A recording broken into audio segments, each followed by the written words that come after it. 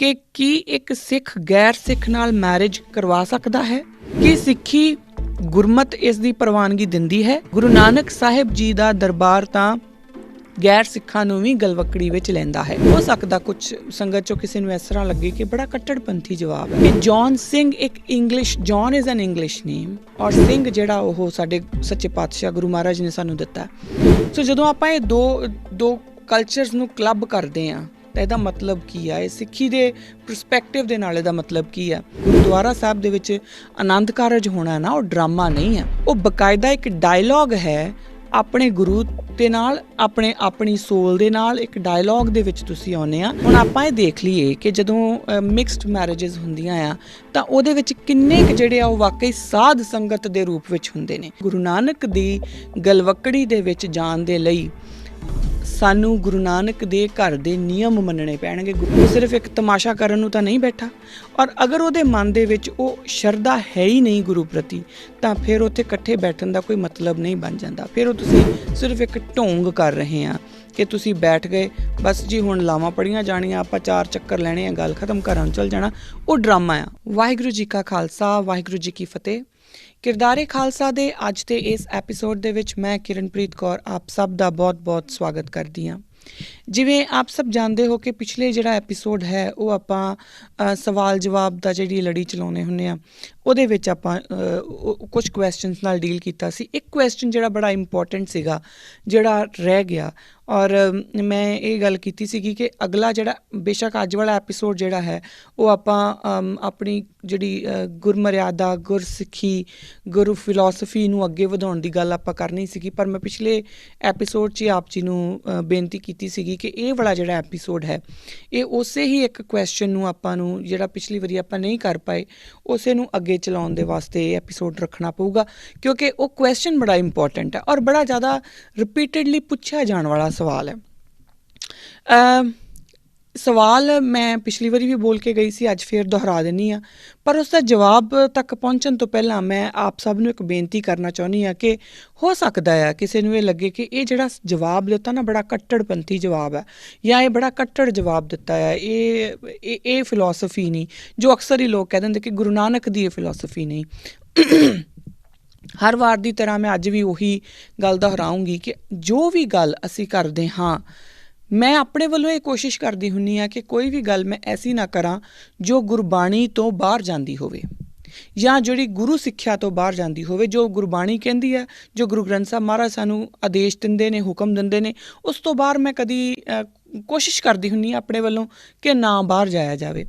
ਫਿਰ ਵੀ ਅਗਰ, ਕਿਉਂਕਿ ਇਨਸਾਨ ਆ, ਇਨਸਾਨਾਂ ਦੇ ਕੋਲੋਂ ਗਲਤੀਆਂ ਹੁੰਦੀਆਂ ਰਹਿੰਦੀਆਂ, ਜੇ ਮੇਰੇ ਕੋਲੇ ਕੋਈ ਭੁੱਲ ਚੁੱਕ ਹੋ ਜਾਂਦੀ ਆ ਤਾਂ ਆਪਣੀ ਬੱਚੀ ਭੈਣ ਸਮਝ ਕੇ ਮੈਨੂੰ ਮਾफ़ ਕਰ ਦੇਣਾ। ਪਰ ਇਹ ਜਿਹੜਾ ਜਵਾਬ ਹੈ, ਕਿਉਂਕਿ ਸਵਾਲ ਮੈਂ ਇੱਕ ਵਾਰੀ ਪਹਿਲਾਂ ਦੁਹਰਾ ਦਿੰਦੀ ਹਾਂ, ਸਵਾਲ ਸੀਗਾ ਸਾਨੂੰ ਗੁਰਪ੍ਰੀਤ ਸਿੰਘ ਹੁਣਾਂ ਨੇ ਸਵਾਲ ਲਿਖਿਆ ਸੀ। ਮੇਰਾ ਸਵਾਲ ਇਹ ਹੈ ਕਿ ਕੀ ਇੱਕ ਸਿੱਖ ਗੈਰ ਸਿੱਖ ਨਾਲ ਮੈਰਿਜ ਕਰਵਾ ਸਕਦਾ ਹੈ? ਇੱਕ ਸਿੱਖ ਲੜਕਾ ਗੈਰ ਸਿੱਖ ਲੜਕੀ ਨਾਲ ਮੈਰਿਜ ਕਰਵਾ ਸਕਦਾ ਹੈ? ਉਹਨਾਂ ਨੇ ਵਰਡ ਮੈਰਿਜ ਯੂਜ਼ ਕੀਤਾ, ਤਾਂ ਇਸ ਕਰਕੇ ਮੈਂ ਐਜ਼ ਇਟ ਇਜ਼ ਉਹਨਾਂ ਦਾ ਕੁਐਸਚਨ ਪੜ੍ਹ ਰਹੀ ਹਾਂ। ਕੀ ਸਿੱਖੀ ਗੁਰਮਤ ਇਸ ਦੀ ਪ੍ਰਵਾਨਗੀ ਦਿੰਦੀ ਹੈ? ਜੇ ਨਹੀਂ ਦਿੰਦੀ ਤਾਂ ਕਿਉਂ ਨਹੀਂ ਦਿੰਦੀ? ਗੁਰੂ ਨਾਨਕ ਸਾਹਿਬ ਜੀ ਦਾ ਦਰਬਾਰ ਤਾਂ ਗੈਰ ਸਿੱਖਾਂ ਨੂੰ ਵੀ ਗਲਵੱਕੜੀ ਵਿੱਚ ਲੈਂਦਾ ਹੈ। ਇਹ ਸਵਾਲ ਸੀਗਾ।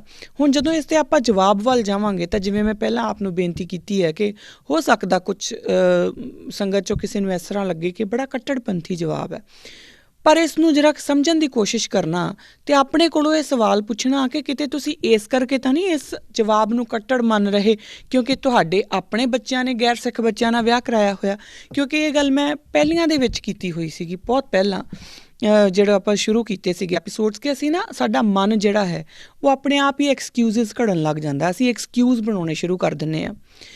ਜੋ ਕੰਮ ਅਸੀਂ ਨਹੀਂ ਕਰ ਪਾ ਰਹੇ ਹੁੰਦੇ, ਜੇ ਮੇਰੇ ਕੋਲੋਂ ਸਵੇਰੇ ਅੰਮ੍ਰਿਤ ਵੇਲੇ ਨਹੀਂ ਉੱਠਿਆ ਜਾਂਦਾ ਤਾਂ ਮੇਰੇ ਲਈ ਬਹੁਤ ਸੌਖਾ ਹੋ ਜਾਂਦਾ। ਮੈਂ ਉਹਨੂੰ ਕਹਿ ਦਾਂ ਕਿ ਗੁਰਬਾਣੀ, ਤੁਸੀਂ ਗੁਰਬਾਣੀ ਉਹ ਪੜ੍ਹਨੀ, ਅੰਮ੍ਰਿਤ ਵੇਲੇ ਦੀ ਕਿਹੜੀ ਗੱਲ ਆ, ਹੈ ਨਾ?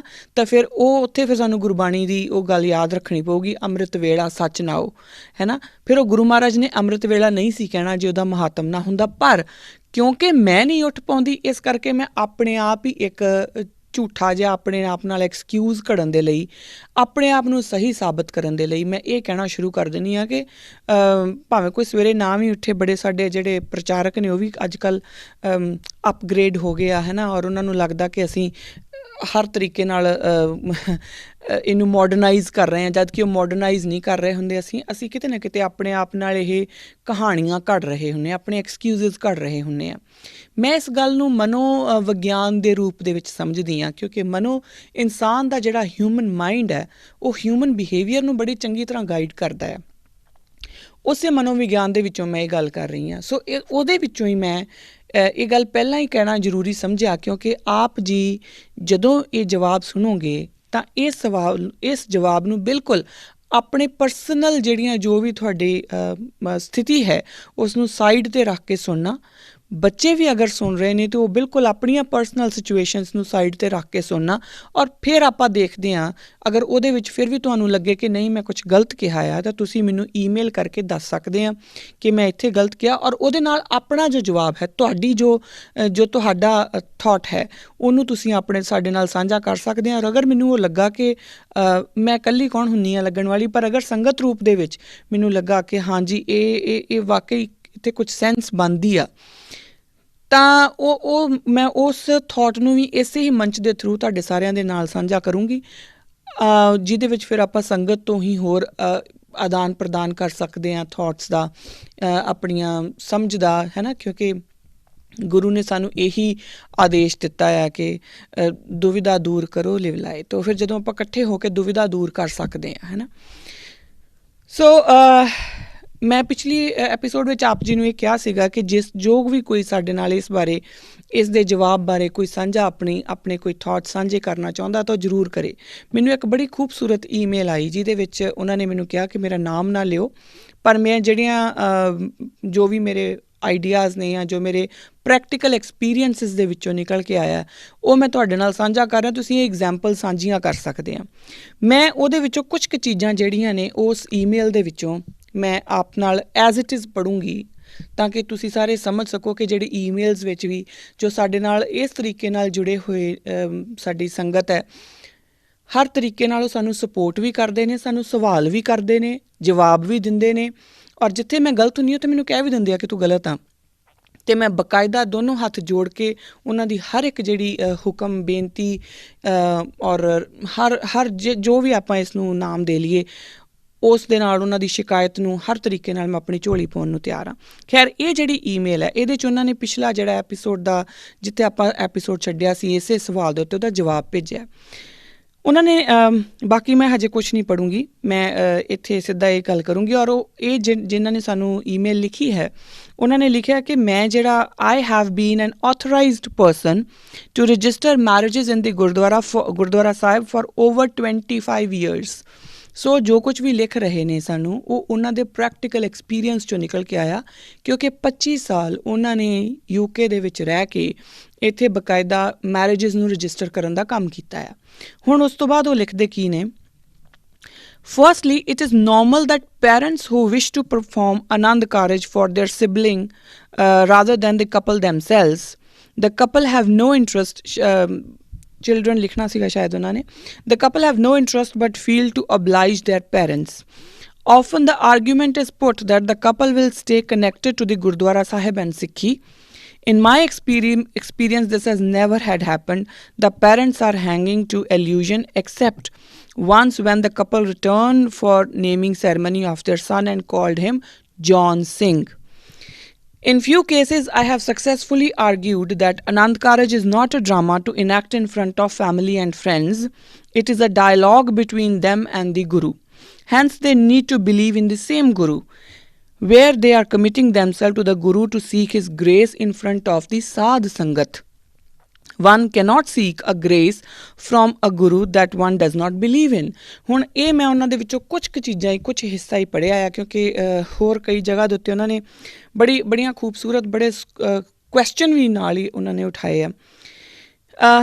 ਸੋ ਇਹ ਜਿਹੜੇ ਉਹਨਾਂ ਨੇ ਬੋਲਿਆ, ਇੱਕ ਤਾਂ ਉਹਨਾਂ ਨੇ ਇਹ ਗੱਲ ਬੋਲੀ ਹੈ ਕਿ ਜਿਹੜੇ ਆਨੰਦ ਕਾਰਜ ਦੀਆਂ ਸੈਰੇਮਨੀਜ਼ ਗੁਰਦੁਆਰਾ ਸਾਹਿਬ 'ਚ ਹੁੰਦੀਆਂ ਆ ਬਹੁਤਾਤ ਦੇ ਵਿੱਚ, ਖਾਸ ਤੌਰ 'ਤੇ ਜਿਹੜੀਆਂ ਇੰਟਰ ਮੈਰਿਜਿਸ ਹੁੰਦੀਆਂ ਜਾਂ ਮਿਕਸਡ ਮੈਰਿਜਿਸ ਹੁੰਦੀਆਂ, ਉਹਦੇ ਵਿੱਚ ਉਹ ਮਾਂ-ਬਾਪ ਦੀ ਰਜ਼ਾ ਹੁੰਦੀ ਆ, ਬੱਚਿਆਂ ਦਾ ਕੋਈ ਮਤਲਬ ਨਹੀਂ ਹੁੰਦਾ, ਬੱਚੇ ਨਹੀਂ ਚਾਹ ਰਹੇ ਹੁੰਦੇ। ਮਾਂ-ਬਾਪ ਚਾਹੁੰਦੇ ਹੁੰਦੇ ਆ ਕਿ ਬੱਚੇ ਜਿਹੜੇ ਆ ਉਹ ਗੁਰੂ ਘਰ ਗੁਰਦੁਆਰਾ ਸਾਹਿਬ, ਇਹਦੇ ਉੱਤੇ ਵੀ ਆਪਾਂ ਗੱਲ ਕਰਦੇ ਹਾਂ ਕਿ ਗੁਰਦੁਆਰਾ ਸਾਹਿਬ ਦੇ ਵਿੱਚ ਹੀ ਉਹ ਆਪਣੇ ਆਨੰਦ ਕਾਰਜ ਜਿਹੜੀ ਉਹਨਾਂ ਦੀ ਸੈਰੇਮਨੀ ਹੋਵੇ। ਸੋ ਮਾਂ-ਬਾਪ ਨੂੰ ਪਲੀਜ਼ ਕਰਨ ਨੂੰ ਬੱਚੇ ਆ ਜਾਂਦੇ ਆ, ਪਰ ਉਹਨਾਂ ਦਾ ਆਪਣਾ ਕੋਈ ਉਹਦੇ ਵਿੱਚ ਇੰਟੈਂਸ਼ਨ ਜਾਂ ਉਹਨਾਂ ਦੀ ਆਪਣੀ ਕੋਈ ਸ਼ਰਧਾ ਹੁੰਦੀ ਨਹੀਂ ਆ। ਔਰ ਮਾਂ-ਬਾਪ ਨੂੰ ਜਦੋਂ ਇਹ ਕਿਹਾ ਜਾਵੇ ਤਾਂ ਉਹਨਾਂ ਨੂੰ ਉਹ ਅੱਗੋਂ ਜਵਾਬ ਇਹ ਦਿੰਦੇ ਆ ਕਿ ਦੇਖੋ ਜੀ, ਹੋ ਸਕਦਾ ਕੱਲ੍ਹ ਨੂੰ ਬੱਚੇ, ਅਸੀਂ ਇਸ ਕਰਕੇ ਕਰ ਰਹੇ ਹਾਂ ਕਿਉਂਕਿ ਬੱਚੇ ਗੁਰੂ ਘਰ ਦੇ ਨਾਲ, ਅਗੈਨ ਫਿਰ ਇਨਵਰਟਡ ਕਾਮਾਸ ਦੇ ਵਿੱਚ, ਗੁਰਦੁਆਰਾ ਸਾਹਿਬ ਦੇ ਨਾਲ ਜੁੜੇ ਰਹਿਣ, ਗੁਰੂ ਨਾਲ ਜੁੜੇ ਰਹਿਣ। ਪਰ ਉਹ ਕਹਿੰਦੇ ਇੱਦਾਂ ਹੁੰਦਾ ਨਹੀਂ, ਕਿਉਂਕਿ ਅਕਸਰ ਸਿਰਫ ਇੱਕ ਅੱਧਾ ਹੀ ਕੋਈ ਕਪਲ ਵਾਪਸ ਆਉਂਦਾ ਆ, ਔਰ ਜਦੋਂ ਆਉਂਦਾ ਆ ਤਾਂ ਉਹ ਆਪਣੇ ਫਿਰ ਉਹ ਵੀ ਆਪਣੇ ਬੱਚੇ ਦਾ ਨਾਮਕਰਨ ਵਾਸਤੇ, ਅਤੇ ਬੱਚੇ ਦਾ ਨਾਮ ਹੁੰਦਾ ਜੌਨ ਸਿੰਘ। ਹੁਣ ਇਹ ਇੱਕ ਸਵਾਲ ਹੈ ਸਾਡੇ ਕੋਲ, ਇਹ ਸਵਾਲ ਸ਼ਾਇਦ ਮੈਂ ਅਗਲੇ ਜਦੋਂ ਦੁਬਾਰਾ ਕੁਐਸਚਨ ਆਨਸਰਸ ਲਵਾਂਗੇ ਤਾਂ ਉਦੋਂ ਇਹਦੇ ਬਾਰੇ ਆਪਾਂ ਗੱਲ ਕਰਾਂਗੇ ਕਿ ਜੌਨ ਸਿੰਘ ਇੱਕ John is an English name, ਔਰ ਸਿੰਘ ਜਿਹੜਾ ਉਹ ਸਾਡੇ ਸੱਚੇ ਪਾਤਸ਼ਾਹ ਗੁਰੂ ਮਹਾਰਾਜ ਨੇ ਸਾਨੂੰ ਦਿੱਤਾ। ਸੋ ਜਦੋਂ ਆਪਾਂ ਇਹ ਦੋ ਕਲਚਰਸ ਨੂੰ ਕਲੱਬ ਕਰਦੇ ਹਾਂ ਤਾਂ ਇਹਦਾ ਮਤਲਬ ਕੀ ਆ, ਇਹ ਸਿੱਖੀ ਦੇ ਪਰਸਪੈਕਟਿਵ ਦੇ ਨਾਲ ਇਹਦਾ ਮਤਲਬ ਕੀ ਆ। ਤਾਂ ਹੋ ਸਕਦਾ ਆਪ 'ਚੋਂ ਬਹੁਤ ਜ਼ਿਆਦਾ ਜਿਹੜੇ ਹੈਗੇ ਨੇ ਉਹ ਸੰਗਤ ਦੇ ਵਿੱਚੋਂ ਬਹੁਤ ਮੈਂਬਰ ਮੈਨੂੰ ਇਹ ਕਹਿਣ ਕਿ ਫਿਰ ਕੀ ਹੋਇਆ। ਆਪਾਂ ਇਸ ਸਵਾਲ ਨੂੰ ਅਗਲੀ ਵਾਰ ਜਦੋਂ ਆਪਾਂ ਕੁਐਸਚਨ ਆਨਸਰਸ ਲਵਾਂਗੇ ਤਾਂ ਇਹਦੇ ਬਾਰੇ ਆਪਾਂ ਗੱਲ ਜ਼ਰੂਰ ਕਰਾਂਗੇ। ਇੱਕ ਐਪੀਸੋਡ ਪੂਰਾ ਚਾਹੀਦਾ ਆ ਕਿ ਇਸ ਤਰ੍ਹਾਂ ਇਹਦਾ ਫ਼ਰਕ ਕੀ ਹੈ, ਨੁਕਸਾਨ ਕੀ ਹੈ, ਫਾਇਦਾ ਕੀ ਹੈ, ਸਾਰੇ ਬਾਰੇ ਆਪਾਂ ਉਹਦੇ ਬਾਰੇ ਗੱਲ ਕਰਾਂਗੇ। ਅਗਲੀ ਗੱਲ, ਉਹ ਕਹਿੰਦੇ ਨੇ ਕਿ ਕੁਝ ਕੇਸਿਸ ਦੇ ਵਿੱਚ ਮੈਂ ਸਕਸੈਸਫੁਲ ਹੋਇਆ ਲੋਕਾਂ ਨੂੰ ਇਹ ਸਮਝਾਉਣ ਦੇ ਲਈ ਕਿ ਜਿਹੜੇ ਗੁਰਦੁਆਰਾ ਸਾਹਿਬ ਦੇ ਵਿੱਚ ਆਨੰਦ ਕਾਰਜ ਹੋਣਾ ਨਾ, ਉਹ ਡਰਾਮਾ ਨਹੀਂ ਹੈ, ਉਹ ਬਕਾਇਦਾ ਇੱਕ ਡਾਇਲੋਗ ਹੈ ਆਪਣੇ ਗੁਰੂ ਦੇ ਨਾਲ, ਆਪਣੀ ਸੋਲ ਦੇ ਨਾਲ ਇੱਕ ਡਾਇਲੋਗ ਦੇ ਵਿੱਚ ਤੁਸੀਂ ਆਉਂਦੇ ਆ, ਉਸ ਨੂੰ ਆਨੰਦ ਕਾਰਜ ਕਿਹਾ ਜਾਂਦਾ ਹੈ। ਡਰਾਮਾ ਨਹੀਂ ਹੈ ਕਿ ਤੁਸੀਂ ਆਏ ਅਤੇ ਲਾਵਾਂ ਲਈਆਂ ਔਰ ਬਸ ਗੱਲ ਖਤਮ ਹੋ ਗਈ, ਇੱਦਾਂ ਇਹ ਡਰਾਮਾ ਨਹੀਂ ਹੈ। ਸੋ ਔਰ ਉਹ ਬਕਾਇਦਾ ਜਿਹੜਾ ਉਹ ਇੱਕ ਡਾਇਲੋਗ ਕੰਡਕਟ ਹੁੰਦਾ ਆ ਆਨੰਦ ਕਾਰਜ ਦੇ ਰੂਪ ਦੇ ਵਿੱਚ, ਉਹ ਬਕਾਇਦਾ ਸਾਧ ਸੰਗਤ ਦੀ ਹਜ਼ੂਰੀ ਵਿੱਚ ਹੁੰਦਾ ਹੈ। ਵਰਡ ਬੜਾ ਪਿਆਰਾ ਆ, ਸਾਧ ਸੰਗਤ। ਹੁਣ ਆਪਾਂ ਇਹ ਦੇਖ ਲਈਏ ਕਿ ਜਦੋਂ ਮਿਕਸਡ ਮੈਰਿਜਸ ਹੁੰਦੀਆਂ ਆ ਤਾਂ ਉਹਦੇ ਵਿੱਚ ਕਿੰਨੇ ਕੁ ਜਿਹੜੇ ਆ ਉਹ ਵਾਕਈ ਸਾਧ ਸੰਗਤ ਦੇ ਰੂਪ ਵਿੱਚ ਹੁੰਦੇ ਨੇ। ਸਾਧ ਸੰਗਤ ਆਪਣੇ ਆਪ 'ਚ ਇੱਕ ਬਹੁਤ ਵੱਡੀ ਟਰਮ ਹੈ।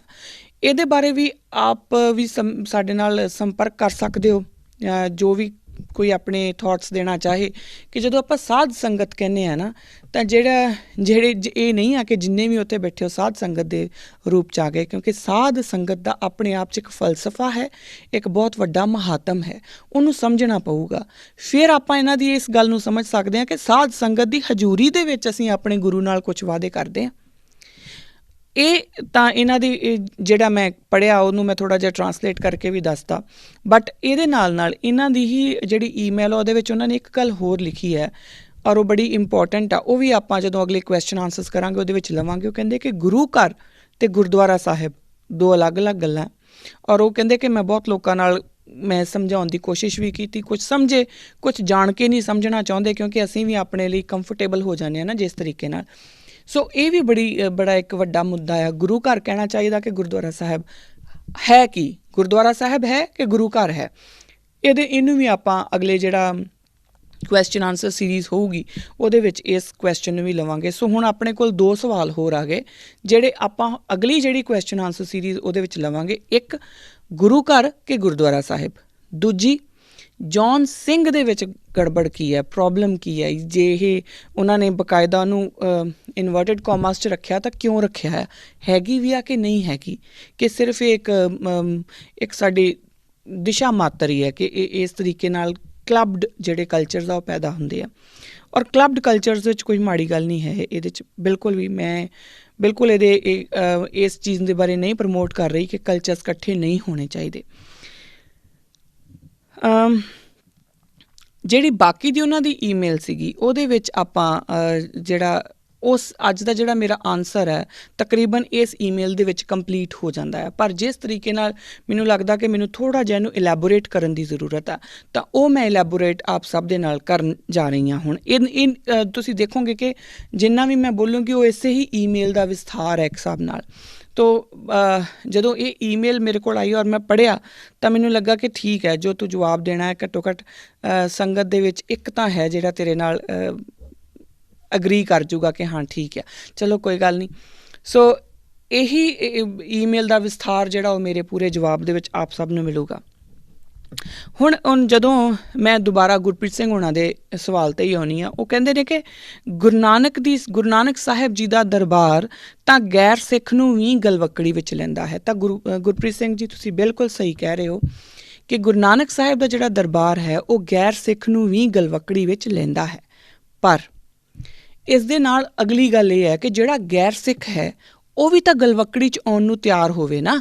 ਗੁਰੂ ਨਾਨਕ ਪਾਤਸ਼ਾਹ ਇਕੱਲੇ ਹੀ ਬਾਹਾਂ ਖਿਲਾਰ ਕੇ ਬੈਠੇ ਨਹੀਂ ਰਹਿ ਸਕਦੇ ਅਤੇ ਅਗਲਾ ਬੰਦਾ ਆਪਣੀਆਂ ਬਾਹਾਂ ਇੰਚ ਕਰਕੇ ਨਹੀਂ ਰੱਖ ਸਕਦਾ, ਫਿਰ ਕਦੀ ਵੀ ਉਹ ਜਿਹੜੀ ਗਲਵੱਕੜੀ ਵਾਲੀ ਗੱਲ ਪੂਰੀ ਨਹੀਂ ਹੁੰਦੀ। ਅਤੇ ਜਦੋਂ ਆਪਾਂ ਕਿਸੇ ਦੀ ਗਲਵੱਕੜੀ 'ਚ ਜਾਣਾ ਆ, ਅਗਰ ਹੁਣ ਆਪਣੇ ਆਪ ਨੂੰ ਇਸ ਜਗ੍ਹਾ ਦੇ ਉੱਤੇ ਰੱਖ ਕੇ ਦੇਖਿਓ ਕਿ ਤੁਸੀਂ ਅਗਰ ਕਿਸੇ ਵੱਲ ਦੋਸਤੀ ਦਾ ਹੱਥ ਵੜਾ ਕੇ ਬੈਠੇ ਆ, ਕਿ ਤੁਸੀਂ ਹੱਥ ਵਧਾਇਆ ਹੋਇਆ ਕਿ ਮੈਂ ਹੱਥ ਮਿਲਾਉਣਾ ਆ, ਅਤੇ ਅਗਲਾ ਤੁਹਾਡੇ ਹੱਥ ਦੇ ਵਿੱਚ ਆਪਣਾ ਹੱਥ ਨਹੀਂ ਦੇ ਰਿਹਾ, ਤਾਂ ਕਿਆ ਉੱਥੇ ਉਹ ਦੋਸਤੀ ਕੰਪਲੀਟ ਹੋਊਗੀ? ਨਹੀਂ ਹੋਊਗੀ।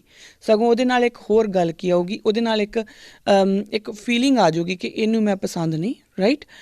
ਇਸੇ ਤਰੀਕੇ ਨਾਲ ਗੁਰੂ ਨਾਨਕ ਦੇ ਦਰਬਾਰ ਦੇ ਵਿੱਚ ਗੈਰ ਸਿੱਖ ਸਿੱਖ ਬਰਾਬਰਤਾ ਦੇ ਵਿੱਚ ਉਹਨਾਂ ਨੂੰ ਉਹ ਆਪਣੀ ਗਲਵੱਕੜੀ ਵਿੱਚ ਲੈਣ ਨੂੰ ਤਿਆਰ ਨੇ, ਪਰ ਉਸ ਦੇ ਵਾਸਤੇ ਜਿਹੜੇ ਗੈਰ ਸਿੱਖ ਨੇ ਉਹਨਾਂ ਨੂੰ ਵੀ ਗਲਵੱਕੜੀ ਵਿੱਚ ਆਉਣ ਲਈ ਤਿਆਰ ਹੋਣਾ ਪਊਗਾ, ਰਾਜ਼ੀ ਹੋਣਾ ਪਊਗਾ। ਹੁਣ ਗੁਰੂ ਨਾਨਕ ਦੀ ਗਲਵੱਕੜੀ 'ਚ ਆਉਣ ਦੇ ਨਿਯਮ ਨੇ। ਗੁਰੂ ਨਾਨਕ ਆਪਣੇ ਸਕੇ ਪੁੱਤਰਾਂ ਨੂੰ ਆਪਣੀ ਗਲਵੱਕੜੀ ਵਿੱਚ ਨਹੀਂ ਲੈਂਦੇ, ਗੁਰੂ ਅੰਗਦ ਦੇਵ ਪਾਤਸ਼ਾਹ ਨੂੰ ਲੈ ਲੈਂਦੇ ਨੇ। ਉਹਦਾ ਕਾਰਨ ਹੈ ਕਿਉਂਕਿ ਗੁਰੂ ਨਾਨਕ ਦੇ ਘਰ ਦੇ ਵਿੱਚ ਕੁਛ ਨਿਯਮ ਨੇ, ਕੁਛ ਅਸੂਲ ਨੇ। ਜਦੋਂ ਤੁਸੀਂ ਉਹਨਾਂ ਅਸੂਲਾਂ 'ਤੇ ਚੱਲੋਗੇ, ਗੁਰੂ ਨਾਨਕ ਦੀ ਗਲਵੱਕੜੀ ਵਿੱਚ ਤੁਸੀਂ ਆਪਣੇ ਆਪ ਆ ਗਏ। ਜਦੋਂ ਤੁਸੀਂ ਉਹਨਾਂ ਅਸੂਲਾਂ ਤੋਂ ਬਾਹਰ ਹੋਵੋਗੇ, ਤੁਸੀਂ ਭਾਵੇਂ ਗੁਰੂ ਨਾਨਕ ਦੇ ਘਰ ਦੇ ਉਹਨਾਂ ਦੇ ਸਕੇ ਪੁੱਤਰ ਹੀ ਕਿਉਂ ਨਾ ਹੋ, ਤੁਹਾਨੂੰ ਉਹ ਥਾਂ ਨਹੀਂ ਮਿਲ ਸਕਦੀ ਜੋ ਗੁਰੂ ਅੰਗਦ ਦੇਵ ਪਾਤਸ਼ਾਹ ਨੂੰ ਮਿਲ ਜੂਗੀ। ਗੁਰੂ ਅੰਗਦ ਦੇਵ ਮਹਾਰਾਜ ਸਾਡੇ ਗੁਰੂ ਦੇ ਰੂਪ 'ਚ ਆ ਗਏ। ਮੈਂ ਇਸ ਚੀਜ਼ ਨੂੰ ਇਸ ਤਰੀਕੇ ਨਾਲ ਸਮਝਾ ਰਹੀ ਹਾਂ ਜਾਂ ਇਹ ਗੱਲ ਕਹਿਣ ਦੀ ਕੋਸ਼ਿਸ਼ ਕਰ ਰਹੀ ਹਾਂ ਕਿ ਗੁਰੂ ਨਾਨਕ ਦੀ ਗਲਵੱਕੜੀ ਦੇ ਵਿੱਚ ਜਾਣ ਦੇ ਲਈ ਸਾਨੂੰ ਗੁਰੂ ਨਾਨਕ ਦੇ ਘਰ ਦੇ ਨਿਯਮ ਮੰਨਣੇ ਪੈਣਗੇ। ਗੁਰੂ ਨਾਨਕ ਦੀਆਂ ਜੋ ਉਹਨਾਂ ਨੇ ਮਰਿਆਦਾਵਾਂ ਸਾਡੇ ਲਈ ਸੈੱਟ ਕੀਤੀਆਂ ਨੇ ਉਹ ਮੰਨਣੀਆਂ ਪੈਣਗੀਆਂ। ਔਰ ਉਹਦੇ ਵਿੱਚ ਜਿਹੜੀਆਂ ਆਪਾਂ ਪਿਛਲੇ ਐਪੀਸੋਡ ਵਿੱਚ ਵੀ ਗੱਲ ਕਰਦੇ ਆਏ ਹਾਂ ਕਿ ਗੁਰੂ ਗ੍ਰੰਥ ਸਾਹਿਬ ਮਹਾਰਾਜ, ਕਿਉਂਕਿ ਸ਼ਬਦ ਗੁਰੂ ਨੂੰ ਹੀ ਗੁਰੂ ਨਾਨਕ ਗੁਰੂ ਕਹਿੰਦੇ ਨੇ, ਔਰ ਸ਼ਬਦ ਗੁਰੂ ਨੂੰ ਹੀ ਗੁਰੂ ਗ੍ਰੰਥ ਸਾਹਿਬ ਮਹਾਰਾਜ ਦੇ ਫਾਰਮ ਦੇ ਵਿੱਚ ਸਾਡੇ ਗੁਰੂ ਸਥਾਪਿਆ ਜਾਂਦਾ ਹੈ। ਤਾਂ ਜਦੋਂ ਵੀ ਗੁਰੂ ਨਾਨਕ ਦੇ ਘਰ ਦੇ ਵਿੱਚ ਆਉਣ ਵਾਲਾ ਜੋ ਗੈਰ ਸਿੱਖ ਹੈ, ਜੋ ਵਾਕਈ ਗੁਰੂ ਨਾਨਕ ਦੀ ਗਲਵੱਕੜੀ 'ਚ ਆਉਣਾ ਚਾਹੁੰਦਾ ਹੈ, ਉਸ ਨੂੰ ਬਕਾਇਦਾ ਗੁਰੂ ਗ੍ਰੰਥ ਸਾਹਿਬ ਮਹਾਰਾਜ ਦੇ ਵਿੱਚ ਆਪਣੀ ਨਿਸ਼ਠਾ ਰੱਖਣੀ ਪਊਗੀ ਔਰ ਗੁਰੂ ਗ੍ਰੰਥ ਸਾਹਿਬ ਮਹਾਰਾਜ ਨੂੰ ਹੀ ਆਪਣਾ ਇੱਕਮਾਤਰ ਗੁਰੂ ਮੰਨ ਕੇ ਤੇ ਫਿਰ ਉਹਨੂੰ ਆਉਣਾ ਪਊਗਾ, ਉਹਨੂੰ ਸਿੱਖ ਬਣ ਕੇ ਹੀ ਆਉਣਾ ਪਊਗਾ।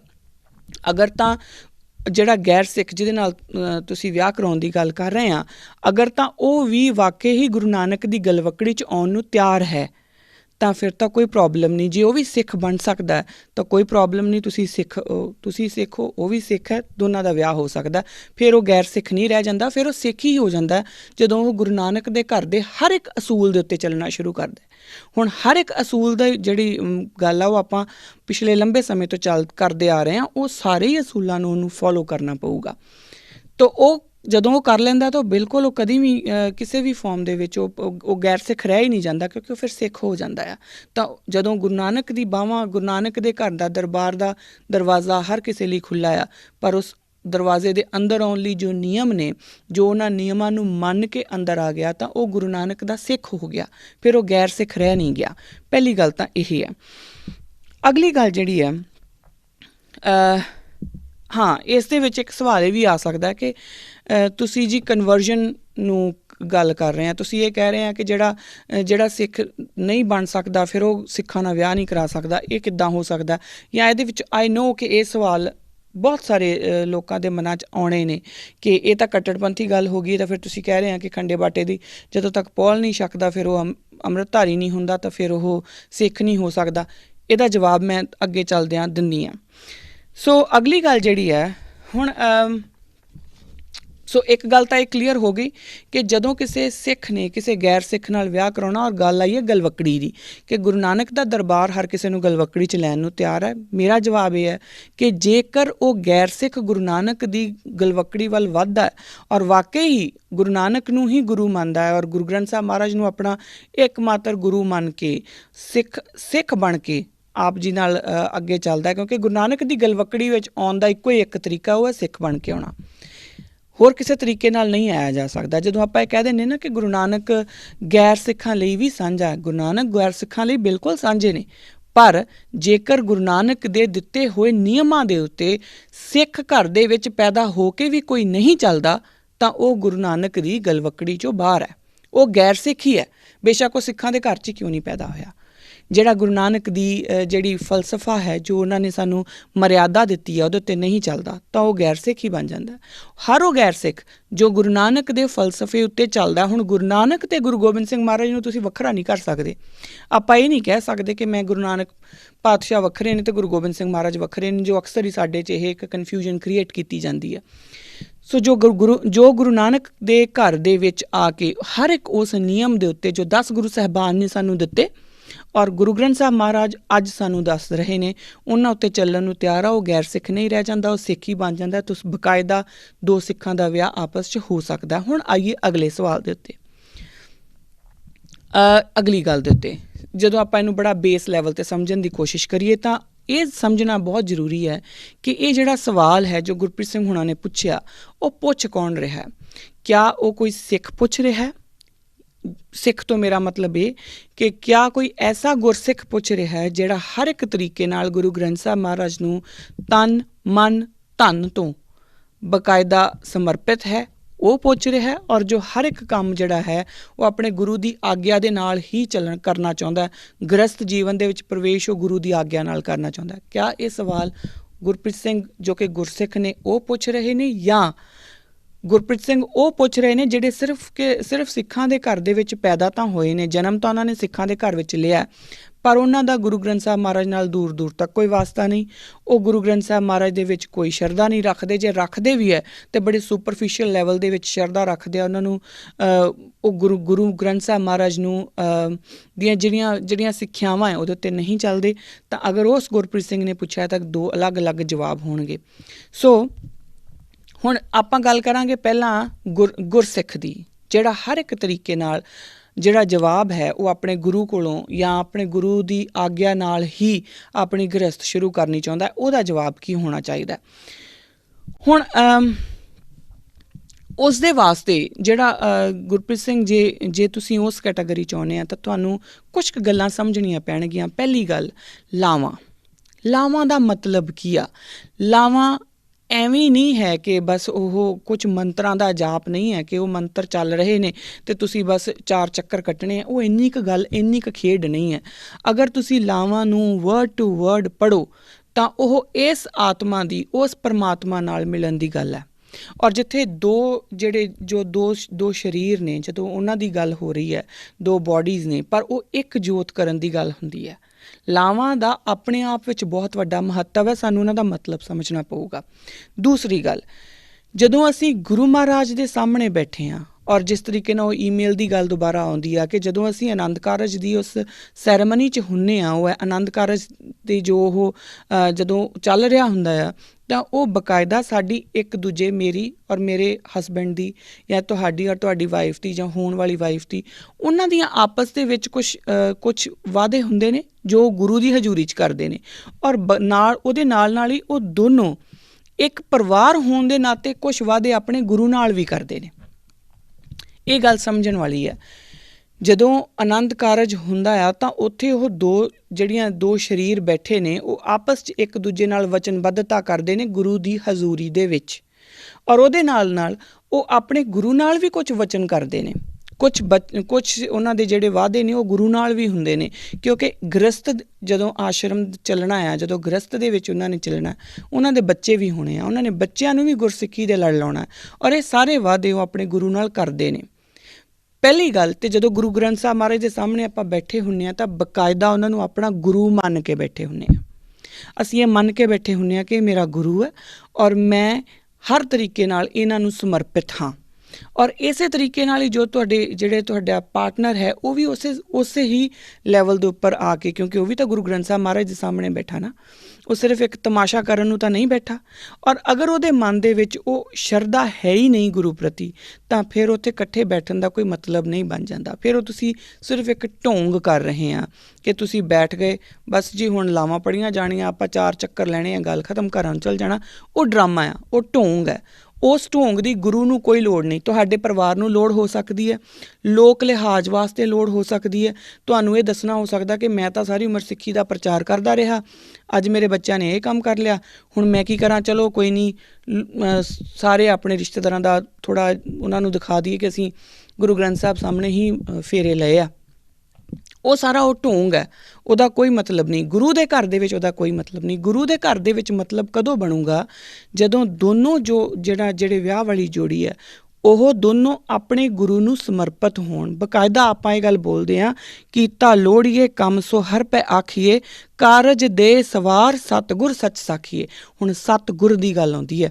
ਜਿੱਥੇ ਤੁਹਾਡੇ ਨਾਲ ਬੈਠਾ ਜੋ, ਚਾਹੇ ਉਹ ਲੇਡੀ ਹੈ ਚਾਹੇ ਉਹ ਆਦਮੀ ਹੈ, ਜੋ ਜਿਹਨੇ ਵੀ ਵਿਆਹ ਕਰਾਉਣਾ, ਜਿੱਥੇ ਤੁਹਾਡੇ ਨਾਲ ਦੇ ਪਾਰਟਨਰ ਜਿਹੜਾ ਤੁਹਾਡੇ ਨਾਲ ਉੱਥੇ ਲਾਵਾਂ ਲੈਣ ਨੂੰ ਬੈਠਾ, ਉਹਨੂੰ ਉਸ ਗੁਰੂ ਗ੍ਰੰਥ ਸਾਹਿਬ ਮਹਾਰਾਜ ਨੂੰ ਸਤਿਗੁਰੂ ਸਮਝ ਹੀ ਨਹੀਂ ਰਿਹਾ, ਤਾਂ ਉੱਥੇ ਉਹਦਾ ਬੈਠਣ ਦਾ ਕੋਈ ਮਤਲਬ ਨਹੀਂ ਬਣਦਾ। ਆਪਾਂ ਕਿਸੇ ਵੀ ਕਲਾਸ ਦੇ ਵਿੱਚ ਉਦੋਂ ਜਾਂਦੇ ਹਾਂ ਜਦੋਂ ਉਹ ਮੇਰਾ ਟੀਚਰ ਹੁੰਦਾ ਆ। ਹੁਣ ਇੱਥੇ ਬਿਲਕੁਲ ਵੀ ਮੈਂ ਟੀਚਰ ਨੂੰ ਗੁਰੂ ਨਹੀਂ ਕਹਿ ਰਹੀ, ਇਹ ਮੈਂ ਪਹਿਲਾਂ ਹੀ ਦੱਸ ਦਿਆਂ। ਪਰ ਜਦੋਂ ਆਪਾਂ ਆਪਣੀ ਕਲਾਸ ਜਾਂਦੇ ਹਾਂ, ਅਸੀਂ ਇੱਕੋ ਕਲਾਸ ਦੇ ਵਿੱਚ ਉਦੋਂ ਆਪਾਂ ਜਾਈਦਾ ਆ ਜਦੋਂ ਸਾਡਾ ਟੀਚਰ ਇੱਕ ਹੋਵੇ। ਜੇਕਰ ਮੰਨ ਲਿਓ ਕਿ ਇੱਕ ਜਾਣਾ ਉਹਨੇ ਪੋਲੀਟੀਕਲ ਸਾਇੰਸ ਰੱਖੀ ਆ, ਦੂਜੇ ਨੇ ਹਿਸਟਰੀ ਰੱਖੀ ਆ, ਉਹ ਹਿਸਟਰੀ ਵਾਲੀ ਕਲਾਸ ਜਾਊਗਾ, ਉਹ ਪੋਲੀਟੀਕਲ ਸਾਇੰਸ ਵਾਲੀ ਕਲਾਸ ਜਾਊਗਾ। ਪਰ ਜੇ ਦੋਨੋਂ ਸੋਚ ਲੈਣ ਕਿ ਨਹੀਂ ਆਪਾਂ ਇੱਕੋ ਜਗ੍ਹਾ 'ਤੇ ਬੈਠਣਾ, ਹਿਸਟਰੀ ਵਾਲਾ ਪੋਲੀਟੀਕਲ ਸਾਇੰਸ ਵਾਲੇ ਦੇ ਕਲਾਸ 'ਚ ਆ ਜੇ, ਹੁਣ ਟੀਚਰ ਪੜ੍ਹਾ ਰਿਹਾ ਪੋਲੀਟੀਕਲ ਸਾਇੰਸ, ਹਿਸਟਰੀ ਵਾਲੇ ਦੇ ਪੱਲੇ ਕੁਛ ਨਹੀਂ ਪੈਣਾ।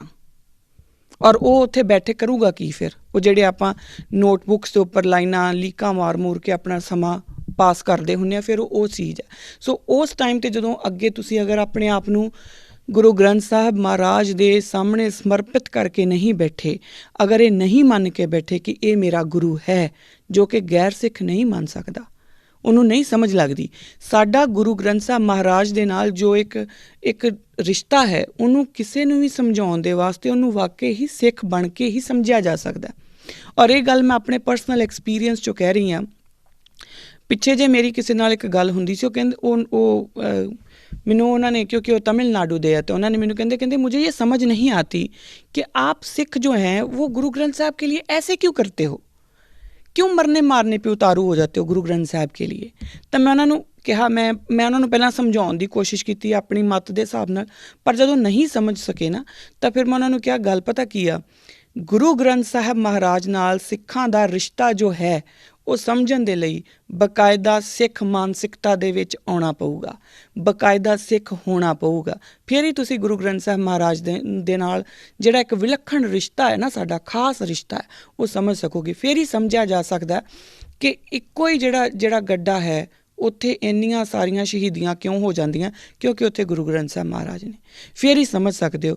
ਇੱਕ ਆਮ ਕਿਸੇ ਬੰਦੇ ਨੂੰ ਜਦੋਂ ਸਵੇਰੇ ਸਵੇਰੇ ਦਰਬਾਰ ਸਾਹਿਬ ਪ੍ਰਕਾਸ਼ ਹੁੰਦਾ ਆ, ਤਾਂ ਜਦੋਂ ਜਿਸ ਤਰੀਕੇ ਨਾਲ ਪਾਲਕੀ ਸਾਹਿਬ ਦੇ ਵਿੱਚ ਆ ਰਹੇ ਹੁੰਦੇ ਆ ਮਹਾਰਾਜ, ਉਸ ਨੂੰ ਦੇਖਣ, ਕਿਸੇ ਆਮ ਬੰਦੇ ਦਾ ਦੇਖਣ ਦਾ ਨਜ਼ਰੀਆ ਕੁਛ ਹੋਰ ਹੋਊਗਾ, ਔਰ ਇੱਕ ਸਿੱਖ ਦਾ ਦੇਖਣ ਦਾ ਨਜ਼ਰੀਆ ਕੁਛ ਹੋਰ ਹੋਊਗਾ। ਕਿਉਂ, ਭਾਵੇਂ ਉਹ ਚੀਫ ਮਿਨਿਸਟਰ ਹੋਵੇ ਅਤੇ ਭਾਵੇਂ ਜੋ ਮਰਜ਼ੀ ਹੋਵੇ, ਉਹ ਕਿਉਂ ਉਸ ਪਾਲਕੀ ਨੂੰ ਆਪਣੇ ਆਪ ਦੇ ਲਈ, ਉਹਨੂੰ ਮੋਢਾ ਦੇਣ ਲਈ ਕਿਉਂ ਇੰਨਾ ਉਤਾਵਲਾ ਰਹਿੰਦਾ ਆ, ਕਿਉਂ ਲੋਕ ਉੱਥੇ ਘੰਟਿਆਂ ਦੇ ਘੰਟੇ ਖੜ੍ਹੇ ਰਹਿੰਦੇ ਆ ਔਰ ਜਾ ਕੇ ਉੱਥੇ ਬੈਠੇ ਰਹਿੰਦੇ ਆ ਕਿ ਸਾਡੀ ਵਾਰੀ ਆ ਜੇ। ਇਹ ਸਮਝਣ ਦੇ ਲਈ ਸਿੱਖ ਹੋਣਾ ਬਹੁਤ ਜ਼ਰੂਰੀ ਹੈ, ਸਿੱਖ ਮਾਨਸਿਕਤਾ ਦੇ ਵਿੱਚ ਆਉਣਾ ਬਹੁਤ ਜ਼ਰੂਰੀ ਹੈ। ਇਸ ਕਰਕੇ ਗੁਰਪ੍ਰੀਤ ਸਿੰਘ ਜੀ, ਜਦੋਂ ਤੁਸੀਂ ਇੱਕ ਗੈਰ ਸਿੱਖ, ਜਿਹਨੇ ਕਿ ਗੁਰੂ ਨਾਨਕ ਦੀ ਗਲਵੱਕੜੀ ਨੂੰ ਕਬੂਲਿਆ ਨਹੀਂ ਹੈ, ਜਿਹੜੀ ਤੁਸੀਂ ਇਹ ਗੱਲ ਕੀਤੀ ਕਿ ਗੁਰੂ ਨਾਨਕ ਦਾ ਦਰਬਾਰ ਤਾਂ ਸਭ ਲਈ ਖੁੱਲ੍ਹਾ ਹੈ, ਜਦ ਤੱਕ ਉਸਨੇ ਗੁਰੂ ਨਾਨਕ ਦੀ ਉਸ ਜਿਹੜੀ ਸੱਦਾ ਹੈ ਉਹਨੂੰ ਕਬੂਲਿਆ ਨਹੀਂ, ਜਦੋਂ ਉਹਨੇ ਕਬੂਲਿਆ ਫਿਰ ਉਹ ਸਿੱਖ ਹੋ ਜਾਊਗਾ। ਜਦੋਂ ਗੁਰੂ ਨਾਨਕ ਦਾ ਸੱਦਾ ਉਹ ਕਬੂਲ ਲਊਗਾ, ਜਦੋਂ ਗੁਰੂ ਨਾਨਕ ਦੀ ਗਲਵੱਕੜੀ ਨੂੰ ਉਹ ਕਬੂਲ ਲਊਗਾ, ਤਾਂ ਉਹ ਸਿੱਖ ਹੋ ਜਾਊਗਾ, ਫਿਰ ਗੈਰ ਸਿੱਖ ਰਹਿਣਾ ਨਹੀਂ। ਅਤੇ ਅਗਰ ਉਹਨੇ ਕਬੂਲਿਆ ਨਹੀਂ ਤਾਂ ਤਦ ਤੱਕ ਹੀ ਉਹ ਗੈਰ ਸਿੱਖ ਹੈ। ਔਰ ਜਦ ਤੱਕ ਉਹ ਗੈਰ ਸਿੱਖ ਹੈ, ਉਸ ਨੂੰ ਉਹ ਤੁਹਾਡਾ ਗੁਰੂ ਹੈ ਔਰ ਗੁਰੂ ਦੇ ਨਾਲ ਤੁਹਾਡਾ ਰਿਸ਼ਤਾ ਕੀ ਉਹ ਸਮਝ ਨਹੀਂ ਆ ਸਕਦਾ। ਔਰ ਜਦੋਂ ਉਹਨਾਂ ਨੂੰ ਸਮਝ ਨਹੀਂ ਆ ਸਕਦਾ ਤਾਂ ਫਿਰ ਉਹ ਉਸ ਗੁਰੂ ਨੂੰ ਗੁਰੂ ਹੀ ਨਹੀਂ ਮੰਨ ਰਿਹਾ ਜਿਸ ਕੋਲੋਂ ਤੁਸੀਂ ਇਹ ਆਗਿਆ ਲੈ ਰਹੇ ਹੋ ਕਿ ਮੈਂ ਇੱਕ ਨਵਾਂ ਪਰਿਵਾਰ ਸ਼ੁਰੂ ਕਰਨ ਜਾ ਰਿਹਾ ਗੁਰੂ ਮਹਾਰਾਜ, ਮੈਂ ਇੱਕ ਨਵਾਂ ਘਰ ਸ਼ੁਰੂ ਕਰਨ ਜਾ ਰਿਹਾ, ਮੇਰੇ ਨਾਲ ਤੁਸੀਂ ਮੇਰਾ ਇਹ ਕਾਰਜ ਤੁਸੀਂ ਸਵਾਰੋ। ਜਦੋਂ ਤੱਕ ਉਸ ਦੇ ਦਿਮਾਗ 'ਚ ਗੱਲ ਹੀ ਨਹੀਂ ਆਊਗੀ ਤਾਂ ਤੁਹਾਨੂੰ ਨਹੀਂ ਲੱਗਦਾ ਕਿ ਤੁਸੀਂ ਗੁਰੂ ਆਪਣੇ ਨਾਲ ਵੀ ਧੋਖਾ ਕਰਨ ਦੀ ਕੋਸ਼ਿਸ਼ ਕਰ ਰਹੇ ਹੋ, ਜੋ ਕਿ ਹੋਣਾ ਨਹੀਂ। ਇਹ ਆਪਣੇ ਆਪ ਕੋਲੋਂ ਸਵਾਲ ਪੁੱਛੀਏ, ਕਿਉਂਕਿ ਆਪਾਂ ਸਾਰੇ ਪੁੱਛੀਏ ਕਿ ਸਿਰ ਕਿਆ ਆਨੰਦ ਕਾਰਜ ਸਿਰਫ ਇੰਨੀ ਕੀ ਗੱਲ ਹੈ ਕਿ ਗੁਰੂ ਗ੍ਰੰਥ ਸਾਹਿਬ ਮਹਾਰਾਜ ਦੀ ਹਜ਼ੂਰੀ ਵਿੱਚ ਆਪਾਂ ਬੈਠ ਗਏ, ਬੈਠਣ ਤੋਂ ਬਾਅਦ ਉਹ ਜਿਹੜੇ ਗ੍ਰੰਥੀ ਸਿੰਘ ਨੇ ਉਹਨਾਂ ਨੇ ਲਾਵਾਂ ਪੜ੍ਹੀਆਂ ਔਰ ਫਿਰ ਆਪਾਂ ਬਸ 4 ਫੇਰੇ ਲੈ ਲਏ ਔਰ ਗੱਲ ਨਿਬੜ ਗਈ, ਬਸ ਇੰਨੀ ਕੀ ਗੱਲ ਹੈ। ਜਿਹੜੀਆਂ ਉੱਥੇ ਸਿੱਖਿਆਵਾਂ ਦਿੱਤੀਆਂ ਜਾਂਦੀਆਂ ਨੇ ਉਹ ਸਿੱਖਿਆ ਲਊਗਾ ਕੌਣ? ਮੈਂ ਪਹਿਲਾਂ ਹੀ ਕਹਿ ਚੁੱਕੀ ਕਿ ਜਦੋਂ ਅਸੀਂ ਅਗਰ ਆਪਾਂ 2 ਅਲੱਗ-ਅਲੱਗ ਸਬਜੈਕਟ ਦੇ ਸਟੂਡੈਂਟਸ ਆ ਤਾਂ ਇੱਕ ਕਲਾਸ 'ਚ ਨਹੀਂ ਬੈਠ ਸਕਦੇ, ਸਾਨੂੰ ਅਲੱਗ-ਅਲੱਗ ਹੀ ਬੈਠਣਾ ਪਊਗਾ। ਔਰ ਅਗਰ ਅਸੀਂ ਇਕੱਠੇ ਬੈਠਣਾ ਸਾਨੂੰ ਇੱਕੋ ਸਬਜੈਕਟ ਦੇ ਹੋਣਾ ਜ਼ਰੂਰੀ ਹੈ। ਇਹ ਇੰਪੋਰਟੈਂਟ ਹੈ, ਇਹ ਗੱਲਾਂ ਸਾਨੂੰ ਸਮਝਣੀਆਂ ਪੈਣਗੀਆਂ। ਔਰ ਆਪਣੀਆਂ ਕਮੀਆਂ ਨੂੰ ਅਸੀਂ ਸਿੱਖੀ ਦੀਆਂ ਕਮੀਆਂ ਕਰਕੇ ਨਹੀਂ ਦੱਸ ਸਕਦੇ, ਕਿਉਂਕਿ ਮੇਰੇ ਬੱਚੇ ਮੇਰੇ ਕਹਿਣੇ ਦੇ ਵਿੱਚ ਨਹੀਂ, ਜਾਂ ਇੰਝ ਕਹਿ ਲਈਏ ਕਿ ਉਹਨਾਂ ਨੇ ਆਪਣੀ ਮਰਜ਼ੀ ਨਾਲ ਆਪਣਾ ਕੋਈ ਲਾਈਫ ਪਾਰਟਨਰ ਚੂਜ਼ ਕਰ ਲਿਆ, ਜੋ ਕਿ ਉਹਨਾਂ ਦੀ ਇਜਾਜ਼ਤ ਆ, ਉਹਨਾਂ ਦੀ ਲਾਈਫ ਆ। ਅਗਰ ਉਹਨਾਂ ਨੇ ਚੂਜ਼ ਕਰ ਲਿਆ ਔਰ ਉਸ ਤੋਂ ਬਾਅਦ ਆਪ ਜੀ ਸਿਰਫ ਇਸ ਕਰਕੇ ਕਿ ਮੇਰਾ ਕੋਈ ਮਾਨ ਸਨਮਾਨ ਰਹਿ ਜਾਏ, ਮੇਰੀ ਨੱਕ ਰਹਿ ਜਾਏ, ਇਸ ਕਰਕੇ ਤੁਸੀਂ ਅਗਰ ਉਹਨਾਂ ਬੱਚਿਆਂ ਨੂੰ ਜਾ ਕੇ ਬਿਠਾ ਦਿੰਦੇ ਆ ਗੁਰੂ ਸਾਹਿਬ ਦੀ ਹਜ਼ੂਰੀ ਦੇ ਵਿੱਚ, ਪਿੱਛੇ ਉਹ ਜਿਹੜੇ ਜੋ ਗੈਰ ਸਿੱਖ ਨੇ ਜਿਨ੍ਹਾਂ ਨੂੰ ਪਤਾ ਵੀ ਨਹੀਂ ਵਿਚਾਰਿਆਂ ਨੂੰ ਕਿ ਗੁਰੂ ਗ੍ਰੰਥ ਸਾਹਿਬ ਮਹਾਰਾਜ ਹੈ ਕੀ, ਉਹਨਾਂ ਨੇ ਲੱਤਾਂ ਸਿੱਧੀਆਂ ਕੀਤੀਆਂ ਹੁੰਦੀਆਂ ਗੁਰੂ ਗ੍ਰੰਥ ਸਾਹਿਬ ਵੱਲ, ਕਈ ਉਹਨਾਂ ਦੇ ਵਿੱਚੋਂ ਵਾਸੀਆਂ ਲੈ ਰਹੇ ਹੁੰਦੇ ਆ ਉਹ ਪਿੱਛੇ ਖੜ੍ਹੇ, ਕਿਉਂਕਿ ਉਹਨਾਂ ਦਾ ਕਸੂਰ ਨਹੀਂ ਆ, ਉਹਨਾਂ ਨੂੰ ਸਮਝ ਹੀ ਨਹੀਂ ਹੈ ਕਿ ਗੁਰੂ ਗ੍ਰੰਥ ਸਾਹਿਬ ਹੈ ਕੀ। ਉਹਨਾਂ ਨੂੰ ਪਤਾ ਹੀ ਨਹੀਂ ਕਿ ਉਹ ਜਿੱਥੇ ਜੋ ਚਵਰ ਛਤਰ ਦੇ ਮਾਲਕ ਸਾਡੇ ਹੈ ਨਾ, ਕੁੱਲ ਕਾਇਨਾਤ ਦੇ ਮਾਲਕ ਅਸੀਂ ਉਹਨਾਂ ਨੂੰ ਮੰਨਦੇ ਹਾਂ, ਉਹ ਉੱਥੇ ਬਿਰਾਜਮਾਨ ਨੇ। ਮੈਨੂੰ ਯਾਦ ਹੈ ਜਦੋਂ ਅਸੀਂ ਛੋਟੇ ਹੁੰਦੇ, ਮੇਰੇ ਮੰਮਾ ਦਰਬਾਰ ਸਾਹਿਬ ਤੋਂ ਅਸੀਂ ਜਦੋਂ ਸਿੱਧਾ ਪ੍ਰਸਾਰਣ ਆਉਣਾ ਸ਼ੁਰੂ ਹੋਇਆ ਅਤੇ ਮੰਮਾ ਨੇ ਸਵੇਰੇ ਸਵੇਰੇ ਪਾਠ ਲਾ ਦਿਆ ਕਰਨਾ। ਜਦੋਂ ਹੁਕਮਨਾਮਾ ਆਉਣਾ ਤਾਂ ਮੇਰੀ ਸਿਸਟਰ ਜਾਂ ਮੇਰੇ ਬ੍ਰਦਰ, ਸਾਡੀ ਪ੍ਰੋਬਲਮ ਅਸੀਂ ਕਿਉਂਕਿ ਉਦੋਂ ਤਿਆਰ ਹੋਣਾ ਹੁੰਦਾ ਸੀਗਾ, ਪਰ ਜਦੋਂ ਜਿੰਨਾ ਚਿਰ ਹੁਕਮਨਾਮਾ ਚੱਲ ਰਿਹਾ ਹੁੰਦਾ ਸੀ ਅਤੇ ਮੰਮੀ ਹਿੱਲਣ ਨਹੀਂ ਸੀ ਦਿੰਦੇ ਹੁੰਦੇ। ਮੰਮੀ ਕਹਿੰਦੇ ਬੈਠ ਜਾਓ, ਬੈਠ ਕੇ ਹੱਥ ਜੋੜ ਕੇ ਸੁਣੋ। ਕਿਉਂ ਸੁਣੋ? ਕਿਉਂਕਿ ਇੱਕ ਵਾਰੀ ਗੱਲ ਇਹ ਆਪਣੀ ਮੰਮਾ ਕੋਲੋਂ ਪੁੱਛੀ ਸੀਗੀ ਕਿ ਇਹ ਕਿਉਂ, ਅਤੇ ਮੰਮਾ ਕਹਿੰਦੇ ਸੀਗੇ ਜਦੋਂ ਮਹਾਰਾਜ ਬੋਲ ਰਹੇ ਹੋਣ, ਜਦੋਂ ਰਾਜਿਆਂ ਦੇ ਰਾਜੇ ਮਹਾਰਾਜੇ ਬੋਲ ਰਹੇ ਹੋਣ ਤਾਂ ਉਦੋਂ ਜਿਹੜੇ ਉਹਨਾਂ ਦੇ ਬੱਚੇ ਆ ਨਾ ਉਹ ਅੱਗੇ ਬੋਲਿਆ ਨਹੀਂ ਕਰਦੇ। ਤੁਹਾਡੇ ਦਾਦੀ ਬੋਲਦੇ ਆ ਕਿ ਤੁਸੀਂ ਅੱਗੇ ਬੋਲ ਸਕਦੇ ਆ, ਜਦੋਂ ਤੁਹਾਡੀ ਦਾਦੀ ਗੱਲ ਕਰਦੇ ਆ ਤਾਂ ਤੁਸੀਂ ਸਿਰਫ ਉਹਨਾਂ ਦੀ ਗੱਲ ਸੁਣਦੇ ਆ, ਅਤੇ ਜਿਹੜੇ ਕਹਿੰਦੇ ਚੰਗਾ ਚੰਗਾ ਦਾਦੀ ਬਾਏ ਬਾਏ ਬਾਅਦ 'ਚ ਗੱਲ ਕਰਾਂਗੇ, ਉਹ ਬਦਤਮੀਜ਼ ਬੱਚੇ ਹੁੰਦੇ ਆ। ਔਰ ਜੇ ਤੁਸੀਂ ਬਦਤਮੀਜ਼ ਬੱਚਿਆਂ ਦੇ ਵਿੱਚ ਆ ਫਿਰ ਤੁਹਾਡੀ ਮਰਜ਼ੀ ਆ। ਸੋ ਜਦੋਂ ਅਸੀਂ ਇਹ ਗੱਲ ਮੈਂ ਕਿਉਂ ਸੁਣਾ ਰਹੀ ਹਾਂ ਕਿ ਗੁਰੂ ਮਹਾਰਾਜ ਦੀ ਉਸ ਲੈਵਲ ਦੀ, ਹੁਣ ਇਹ ਤੁਸੀਂ ਕਿਸੇ ਅੰਗਰੇਜ਼ ਨੂੰ ਸਮਝਾਓ ਜਿਹਨੂੰ ਸਿੱਖੀ ਨਾਲ ਕੋਈ ਵਾਹ ਵਾਸਤਾ ਨਹੀਂ, ਤੁਸੀਂ ਉਸ ਨੂੰ ਪੁੱਛ ਕੇ ਦੱਸੋ, ਤੁਸੀਂ ਉਸ ਨੂੰ ਕਹੋ ਕਿ ਹੁਕਮਨਾਮਾ ਚੱਲ ਰਿਹਾ ਬੋਲੀ ਨਾ, ਕਿਉਂ? ਕਿਉਂਕਿ ਗੁਰੂ ਮਹਾਰਾਜ ਬੋਲ ਰਹੇ ਨੇ।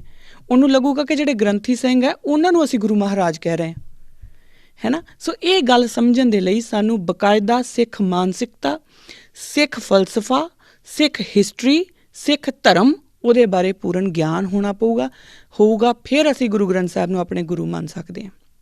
ਔਰ ਜੇਕਰ ਅਸੀਂ ਵਾਕਈ ਹੀ ਆਪਣੇ ਗੁਰੂ ਨੂੰ ਗੁਰੂ ਮੰਨਦੇ ਹਾਂ ਤਾਂ ਮੈਂ ਤਾਂ ਘੱਟੋ ਘੱਟ ਇਹ ਕਿਸੇ ਨੂੰ ਇਜਾਜ਼ਤ ਨਹੀਂ ਦੇਵਾਂਗੀ ਕਿ ਮੇਰੇ ਗੁਰੂ ਦੀ ਮੇਰੇ ਸਾਹਮਣੇ ਹੀ ਕੋਈ ਇਸ ਤਰੀਕੇ ਨਾਲ ਛਲਣ ਦੀ ਕੋਸ਼ਿਸ਼ ਕਰੇ ਕਿ ਮੈਂ ਭਲਾ ਮੂਰਖ ਬਣਾ ਲੈਣਾ ਗੁਰੂ ਨੂੰ। ਇੱਦਾਂ ਨਹੀਂ ਹੁੰਦਾ। ਜੇਕਰ ਅਸੀਂ ਆਪਣੇ ਗੁਰੂ ਨੂੰ ਗੁਰੂ ਦੀ ਜਗ੍ਹਾ ਦੇ ਉੱਤੇ ਜਦੋਂ ਰੱਖਦੇ ਹਾਂ, ਜਦੋਂ ਅਸੀਂ ਉਹਨਾਂ ਨੂੰ ਉਸ ਲੈਵਲ ਦੇ ਉੱਤੇ ਆਪਣੇ ਮਨ ਦੇ ਵਿੱਚ ਬਿਠਾਇਆ ਹੋਇਆ ਕਿ ਮੇਰਾ ਗੁਰੂ ਜੋ ਕਹੂਗਾ, ਮੇਰੀ ਗ੍ਰਸਤ ਉਸ ਦੀ ਆਗਿਆ ਤੋਂ ਬਿਨਾਂ ਸ਼ੁਰੂ ਨਹੀਂ ਹੋਣੀ, ਮੇਰੀ ਗ੍ਰਸਤ ਦੇ ਵਿੱਚ ਉਸ ਦਾ ਜਿਹੜਾ ਆਸ਼ੀਰਵਾਦ ਆ ਉਹ ਨਾਲ ਚੱਲਣਾ ਚਾਹੀਦਾ, ਤਾਂ ਫਿਰ ਦੋਵਾਂ ਨੂੰ ਹੀ ਝੋਲੀ ਅੱਡਣੀ ਪਊਗੀ। ਹੁਣ ਇੱਕ ਨੂੰ ਤਾਂ ਪਤਾ ਹੀ ਨਹੀਂ ਕਿ ਮੈਂ ਝੋਲੀ ਕਿਉਂ ਵੱਢੀ ਅਤੇ ਝੋਲੀ 'ਚ ਪਊਗਾ ਕੀ। ਸੋ ਇੰਨੀ ਕੁ ਗੱਲ ਆਪਣੇ ਆਪ ਨੂੰ ਅਸੀਂ ਸਮਝਣੀ ਸ਼ੁਰੂ ਕਰੀਏ, ਦੇਖਣਾ ਸ਼ੁਰੂ ਕਰੀਏ, ਆਪਣੇ ਆਪ ਨਾਲ ਘੱਟੋ ਘੱਟ ਸੱਚ ਬੋਲਣਾ ਸ਼ੁਰੂ ਕਰੀਏ ਕਿ ਅਸੀਂ ਕੁਛ ਵੀ ਕਰਦੇ ਹਾਂ ਉਹ ਕਿਉਂ ਕਰਦੇ ਹਾਂ, ਕਿਉਂਕਿ ਕਰਮਕਾਂਡ ਇਸੇ ਤਰੀਕੇ ਨਾਲ ਬਣ ਜਾਂਦੇ ਆ। ਮੈਂ ਪਹਿਲਾਂ ਵੀ ਇਹ ਬੇਨਤੀ ਕੀਤੀ ਸੀ ਕਿ ਜਿਹੜੇ ਹਿੰਦੂਆਂ ਦੇ ਕਰਮਕਾਂਡ ਹੋਇਆ ਕਰਦੇ ਸੀ ਉਹ ਦਰਅਸਲ ਉਹ ਕਰਮਕਾਂਡ ਆਪਣੇ ਆਪ 'ਚ ਕਰਮਕਾਂਡ ਮਾੜੇ ਨਹੀਂ ਸੀ, ਉਹਨਾਂ ਦਾ ਮਕੈਨੀਕਲ ਹੋ ਜਾਣਾ ਮਾੜਾ ਸੀ, ਜਿਹਨੂੰ ਗੁਰੂ ਨਾਨਕ ਪਾਤਸ਼ਾਹ ਭੰਡਦੇ ਨੇ ਜਾਂ ਉਹਨਾਂ ਨੂੰ ਨਿਗੇਟ ਕਰਦੇ ਨੇ। ਗੁਰੂ ਨਾਨਕ ਪਾਤਸ਼ਾਹ ਮਕੈਨੀਕਲ ਚੀਜ਼ਾਂ ਦੀ ਨਿਗੇਸ਼ਨ ਕਰਦੇ ਨੇ। ਤਾਂ ਅਗਰ ਉਹ ਸਿੱਖ ਆ ਤੇ ਸਿੱਖ ਉਹੀ ਕੰਮ ਸਿੱਖ ਕਰ ਰਿਹਾ ਹੈ, ਉਸੇ ਤਰੀਕੇ ਨਾਲ ਹੀ ਉਸ ਤਰ੍ਹਾਂ ਦਾ ਹੀ ਮਕੈਨੀਕਲ ਵਰਤਾਰਾ ਉਹ ਕਰ ਰਿਹਾ ਹੈ, ਤਾਂ ਆਪ ਜੀ ਨੂੰ ਕੀ ਲੱਗਦਾ ਕਿ ਗੁਰੂ ਨਾਨਕ ਪਾਤਸ਼ਾਹ ਸਾਨੂੰ ਕਹਿਣਗੇ ਕਿ ਕੋਈ ਗੱਲ ਨਹੀਂ, ਤੁਸੀਂ ਸਿੱਖੋ, ਤੁਸੀਂ ਕਰ ਸਕਦੇ ਹੋ? ਨਾ, ਗੁਰੂ ਨਾਨਕ ਪਾਤਸ਼ਾਹ ਸਾਨੂੰ ਵੀ ਇਹੀ ਕਹਿਣਗੇ ਕਿ ਜੇਕਰ ਤੁਸੀਂ ਵੀ ਮਕੈਨੀਕਲੀ ਇਸ ਕੰਮ ਕਰਨੇ ਤਾਂ ਤੁਸੀਂ ਵੀ ਕਰਮ ਕਾਂਡ ਵਿੱਚ ਹੀ ਹੋ। ਗੁਰੂ ਨਾਨਕ ਦੇ ਘਰ ਦੇ ਵਿੱਚ ਕਰਮ ਕਾਂਡਾਂ ਦੀ ਜਗ੍ਹਾ ਨਹੀਂ ਹੈ। ਸੋ ਇੰਨੀ ਕੁ ਗੱਲ ਕਰਦੇ ਹੋਏ ਜਿਹੜਾ ਮੈਨੂੰ ਲੱਗਦਾ ਕਿ ਇਸ ਸਵਾਲ ਦਾ ਜਵਾਬ ਜਿਹੜਾ ਉਹ ਕੰਪਲੀਟ ਹੋ ਗਿਆ, ਜਾਂ ਜਿੰਨਾ ਕੁ ਮੈਨੂੰ ਲੱਗਦਾ ਸੀਗਾ ਕਿ ਮੈਂ ਦੇ ਸਕਦੀ ਹਾਂ ਉਨਾ ਕੁ ਮੈਂ ਦੇ ਦਿੱਤਾ। ਹਾਂ, ਇੱਕ ਆਖਰੀ ਲਾਈਨ, ਜੇਕਰ ਤੁਸੀਂ ਸਿਰਫ ਸਿੱਖਾਂ ਦੇ ਘਰ ਦੇ ਵਿੱਚ ਜਨਮ ਲਿਆ, ਤੁਹਾਡਾ ਗੁਰੂ ਗ੍ਰੰਥ ਸਾਹਿਬ ਨਾਲ ਕੋਈ ਵਾਹ ਵਾਸਤਾ ਨਹੀਂ, ਔਰ ਤੁਹਾਨੂੰ ਲੱਗਦਾ ਹੈ ਕਿ ਮੈਂ ਤਾਂ ਕਿਤੇ ਵੀ ਵਿਆਹ ਕਰ ਸਕਦਾ, ਤਾਂ ਤੁਹਾਡੀ ਮਰਜ਼ੀ ਹੈ, ਕਿਉਂਕਿ ਲਾਈਫ ਤੁਹਾਡੀ ਹੈ। ਫਿਰ ਆਪਣੇ ਮਾਂ ਬਾਪ ਨੂੰ ਵੀ ਇਹ ਗੱਲ ਤੱਕ ਨਾ ਪਹੁੰਚਣ ਦਿਓ, ਉਹਨਾਂ ਨੂੰ ਵੀ ਕਹੋ ਕਿ ਭਾਈ ਮੇਰਾ ਤਾਂ ਗੁਰੂ ਨਾਲ ਕੋਈ ਲੈਣਾ ਦੇਣਾ ਹੀ ਨਹੀਂ। ਇਹ ਉਸ ਤੋਂ ਅਗਲੀ ਗੱਲ ਹੈ ਕਿ ਗੁਰੂ ਨਾਨਕ ਨੂੰ ਜਦੋਂ ਅਸੀਂ ਆਪਣੇ ਬਾਪ ਦਾ ਘਰ ਛੱਡ ਕੇ ਕਿਤੇ ਹੋਰ ਜਾਂਦੇ ਹਾਂ ਨਾ, ਫਿਰ ਉਸ ਤੋਂ ਉਸ ਬੱਚੇ ਨਾਲ ਕਿਸ ਤਰ੍ਹਾਂ ਦਾ ਵਿਹਾਰ ਹੁੰਦਾ ਆ ਦੁਨੀਆ ਦੇ ਵਿੱਚ, ਸੁਸਾਇਟੀ ਦੇ ਵਿੱਚ, ਇਹ ਆਪਾਂ ਸਭ ਨੂੰ ਪਤਾ ਹੈ, ਇਹਦੇ ਬਾਰੇ ਮੈਨੂੰ ਬੋਲਣ ਦੀ ਲੋੜ ਕੋਈ ਨਹੀਂ। ਸੋ ਇੰਨੀਆਂ ਕੁ ਜਿਹੜੀਆਂ ਮੇਰੀਆਂ ਬੇਨਤੀਆਂ ਨੇ ਉਹ ਪ੍ਰਵਾਨ ਕਰਨਾ। ਅਗਰ ਮੇਰੀ ਕਿਸੇ ਗੱਲ ਦੇ ਨਾਲ ਕਿਸੇ ਨੂੰ ਠੇਸ ਲੱਗੀ ਹੋਵੇ ਤਾਂ ਦੋਨੋਂ ਹੱਥ ਜੋੜ ਕੇ ਮਾफ़ੀ, ਕਿਉਂਕਿ ਇਹ ਗੱਲ ਸਾਡੇ ਇਸ ਸਮੇਂ ਮੈਨੂੰ ਲੱਗਦਾ ਕਿ ਮੈਕਸੀਮਮ ਮੈਜੋਰਿਟੀ ਸਿੱਖਾਂ ਦੇ ਘਰਾਂ ਦੇ ਵਿੱਚ ਇਹ ਕੰਮ ਚੱਲ ਰਿਹਾ ਹੈ। ਤਾਂ ਇਸ ਕਰਕੇ ਹੋ ਸਕਦਾ ਬਹੁਤ ਸਾਰੀ ਸੰਗਤ ਨੂੰ ਲੱਗਾ ਹੋਵੇ ਕਿ ਇਹ ਕੱਟੜ ਹੈ, ਜਾਂ ਇਹ ਪਤਾ ਨਹੀਂ ਆਪਣੀ ਗੱਲ ਮਨਾਉਂਦੀ, ਜਾਂ ਕੁਛ ਵੀ ਕਿਸੇ ਤਰੀਕੇ ਨਾਲ ਵੀ। ਮੇਰਾ ਮਤਲਬ ਕਿਸੇ ਦੇ ਵੀ ਦਿਲ ਨੂੰ ਠੇਸ ਪਹੁੰਚਾਉਣਾ ਨਹੀਂ, ਪਰ ਜਦੋਂ ਤੁਸੀਂ ਗੁਰੂ ਨਾਨਕ ਦੇ ਘਰ ਦੇ ਕੁੱਕਰ ਹੋ ਜਾਂਦੇ ਆ ਨਾ, ਫਿਰ ਤੁਹਾਨੂੰ ਸੱਚ ਦਾ ਹੀ ਹੋਕਾ ਦੇਣਾ ਪੈਂਦਾ, ਫਿਰ ਆਪਾਂ ਝੂਠ ਦਾ ਹੋਕਾ ਦੇ ਨਹੀਂ ਸਕਦੇ। ਫਿਰ ਇਹ ਨਹੀਂ ਮੈਂ ਕਹਿ ਸਕਦੀ ਕਿ ਕਿਉਂਕਿ ਸੰਗਤ ਨਾਰਾਜ਼ ਨਾ ਹੋ ਜਾਏ, ਤਾਂ ਇਸ ਕਰਕੇ ਮੈਂ ਉਹਨਾਂ ਨੂੰ ਕਹਿੰਦਾ ਕੋਈ ਗੱਲ ਨਹੀਂ ਜੀ, ਗੁਰੂ ਨਾਨਕ ਦਾ ਘਰ ਤਾਂ ਸਾਰਿਆਂ ਲਈ ਖੁੱਲ੍ਹਾ, ਤੁਸੀਂ ਜਿਹਦੇ ਨਾਲ ਮਰਜ਼ੀ ਵਿਆਹ ਕਰੀ ਚੱਲੋ। ਭਾਵੇਂ ਪਿੱਛੇ ਜੇ ਇੱਕ ਵੀਡੀਓ ਵੀ ਆਈ ਸੀਗੀ ਨਾ ਕਿ ਉਹ ਲਾਵਾਂ ਦੇ ਉੱਤੇ ਬੈਠੇ ਨੇ ਦੋਨੋਂ, ਔਰ ਬਕਾਇਦਾ ਉੱਥੇ ਇੱਕ ਉਹਨਾਂ ਨੇ ਗੁਰੂ ਮਹਾਰਾਜ ਦੇ ਸਾਹਮਣੇ ਉਹ ਕਿਸ ਕਰ ਰਹੇ ਨੇ, ਹੈ ਨਾ। ਚਰਚ ਨਹੀਂ ਆ ਉਹ, ਚਰਚ ਦੀਆਂ ਆਪਣੀਆਂ ਮਰਿਆਦਾਵਾਂ ਹੋਣਗੀਆਂ, ਗੁਰਦੁਆਰੇ ਦੀਆਂ ਆਪਣੀਆਂ ਮਰਿਆਦਾਵਾਂ ਨੇ, ਔਰ ਉਹਨਾਂ ਮਰਿਆਦਾ ਦਾ ਹੀ ਹੋਕਾ ਦਿੱਤਾ ਜਾ ਸਕਦਾ। ਘੱਟੋ ਘੱਟ ਮੈਨੂੰ ਤਾਂ ਇੰਨਾ ਕੀ ਆਉਂਦਾ। ਸੋ ਅਗਰ ਮੇਰੀ ਕਿਸੇ ਗੱਲ ਨਾਲ ਆਪ ਦੇ ਮਨ ਨੂੰ ਠੇਸ ਪਹੁੰਚੀ ਹੋਵੇ ਤਾਂ ਮੈਨੂੰ ਮਾफ़ ਕਰਨਾ।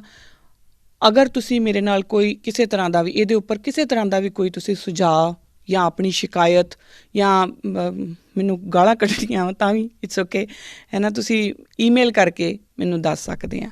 ਇੰਨੀਆਂ ਕੁ ਗੱਲਾਂ ਅੱਜ ਮੇਰੀਆਂ, ਇੰਨੀਆਂ ਕੁ ਬੇਨਤੀਆਂ ਪ੍ਰਵਾਨ ਕਰਨਾ। ਅਗਲੇ ਐਪੀਸੋਡ ਦੇ ਵਿੱਚ ਆਪਾਂ ਫਿਰ ਮਿਲਦੇ ਹਾਂ। ਅਗਲਾ ਐਪੀਸੋਡ ਜਿਹੜਾ ਉਹ ਕੰਟੀਨਿਊਟੀ ਦੇ ਵਿੱਚ ਹੀ ਚੱਲੂਗਾ। ਵਾਹਿਗੁਰੂ ਜੀ ਕਾ ਖਾਲਸਾ, ਵਾਹਿਗੁਰੂ ਜੀ ਕੀ ਫਤਿਹ।